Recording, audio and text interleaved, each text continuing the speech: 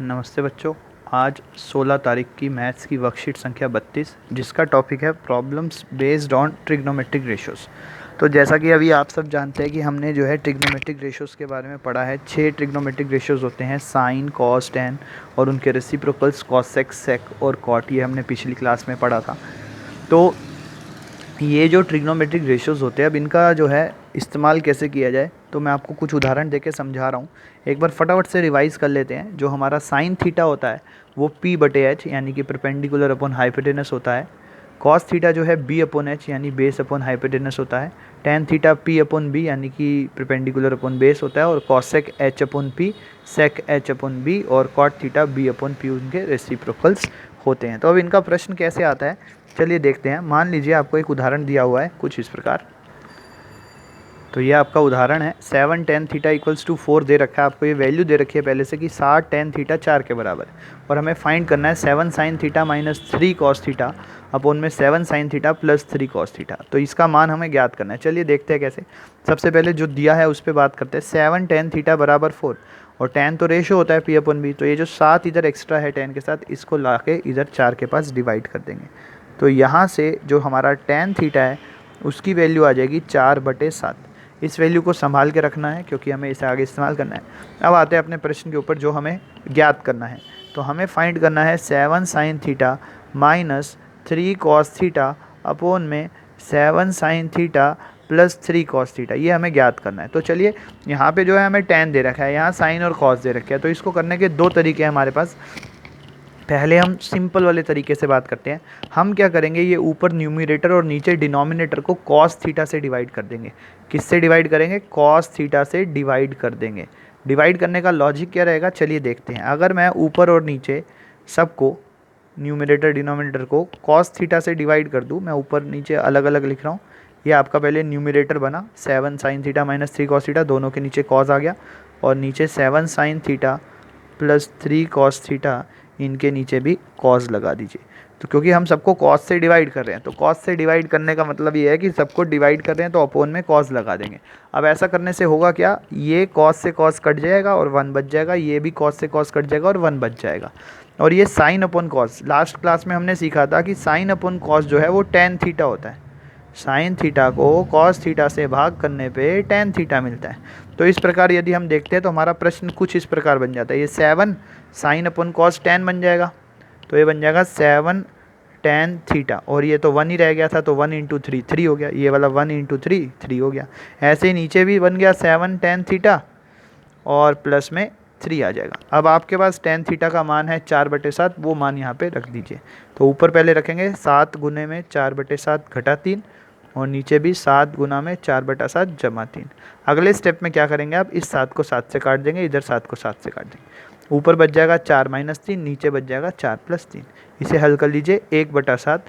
ये हमारा उत्तर आ गया। तो इस प्रकार हम देखते हैं कि ट्रिग्नोमेट्रिक रेशियोज़ का प्रयोग करके हम किसी चीज़ की वैल्यू कैसे फाइंड कर सकते हैं। ये तो हो गया इसको ज्ञात करने का एक तरीका। अब इसका एक तरीका और है। वो तरीका क्या है कि जैसे tan थीटा का मान 4/7 आया है ना, तो हम क्या करेंगे, एक समकोण त्रिभुज बना लेंगे। और जैसा कि हम जानते हैं tan थीटा यहाँ 4 होता है और यहाँ 7 होता है, p/b होता है। और पाइथागोरस थ्योरम की मदद से हम ये वाली तीसरी भुजा निकाल लेंगे, यानी कि हाइपोटेनस निकाल लेंगे। हाइपोटेनस आ जाने के बाद उसके बाद हम साइन थीटा का मान निकाल लेंगे जो कि 4/हाइपोटेनस होगा। और ऐसे ही कॉस थीटा का मान निकाल लेंगे जो कि आधार/हाइपोटेनस होगा, यानी 7/हाइपोटेनस, जो भी वैल्यू आएगी यहाँ पे। लेकिन इस प्रश्न में समस्या ये है कि वो जो हाइपोटेनस आप निकालेंगे वो रूट में आएगा। तो जो रूट वाली कैलकुलेशंस होती हैं वो कई बार हमें करने में कुछ मुश्किल आ जाती है। तो इसी बात को ध्यान में रखते हुए हमने इसको सीधा शुरू में tan बना दिया था। यहाँ पे साइन और कॉस को cos से भाग करके tan बना दिया और सीधे सीधे tan की वैल्यू रख दी थी। इस प्रकार हम और भी कई सारी समस्याएं हैं जो, मतलब क्वेश्चंस तो कितने भी हो सकते हैं, आप कितने भी सॉल्व कर सकते हैं। जैसे एक क्वेश्चन है, मान लीजिए यहाँ पे एक त्रिभुज बना के दिया गया है।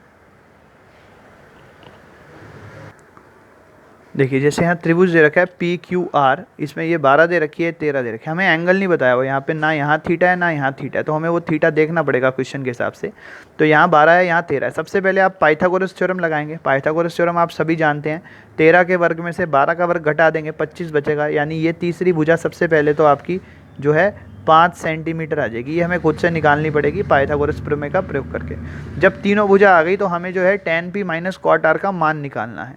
अब tan p minus cot R निकालने का मतलब है, देखो यहाँ पे p लिखा हुआ है, यहाँ पे r लिखा हुआ है, यानी जब यहाँ p लिखा है तो मैं p वाली साइड पे थीटा मानूंगा, और जब यहाँ r लिखा हुआ है तो मैं r वाली साइड पे थीटा मानूंगा। तो चलिए देखते हैं, जब हम tan p की बात करते हैं, 2 मिनट के लिए समझ लीजिए सिर्फ कि हमारा थीटा यहाँ पे है।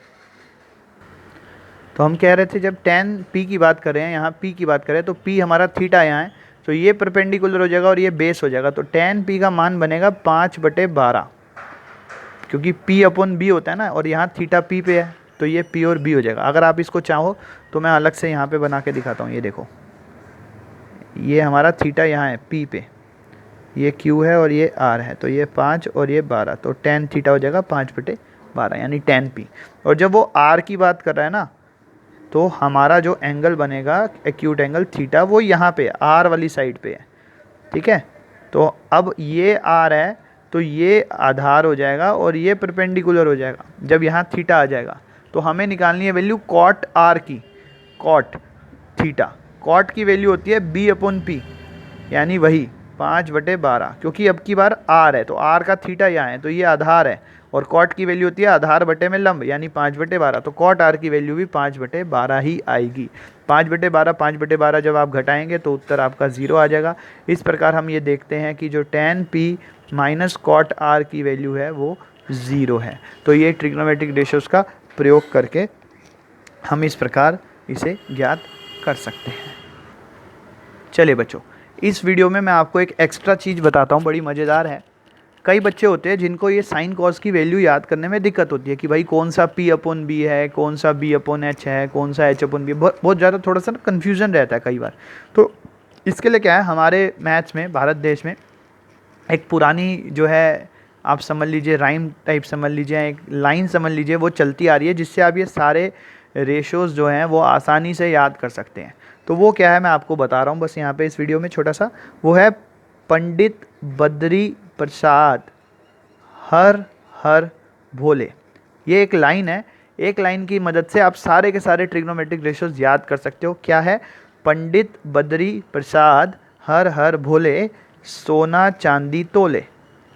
पंडित बद्री प्रसाद हर हर बोले सोना चांदी तोले। अभी आपकी सारी वैल्यूज आ गई। देखो, ये साइन थीटा होता है, एस से साइन p/h होता है, सी से कॉस थीटा b/h होता है, और टी से टेन थीटा p/b होता है। तो आपने देखा किस प्रकार एक लाइन की मदद से आप जो है सारे के सारे ट्रिग्नोमेट्रिक रेशियोज याद कर सकते हो, क्योंकि आपने 3 याद कर लिए, साइन कॉस और टेन। बाकी 3 इसके उल्टे होते हैं। साइन का उल्टा कॉसेक होता है तो वो आप नीचे से ऊपर की तरफ चलिए, कॉस का उल्टा सेक होता है वो नीचे से ऊपर चलिए, और टेन का उल्टा कॉट होता है तो वो नीचे से ऊपर की तरफ आप जा सकते हैं। तो देखिए कितना आसान था। पंडित बद्री प्रसाद हर हर भोले सोना चांदी तोले। तो सोना से साइन हो गया, चांदी से कॉस हो गया, और तोले से टेन हो गया। इस वीडियो में इतना ही। अगर आपको कुछ और समझना हो तो कमेंट करके पूछ लीजिएगा। धन्यवाद।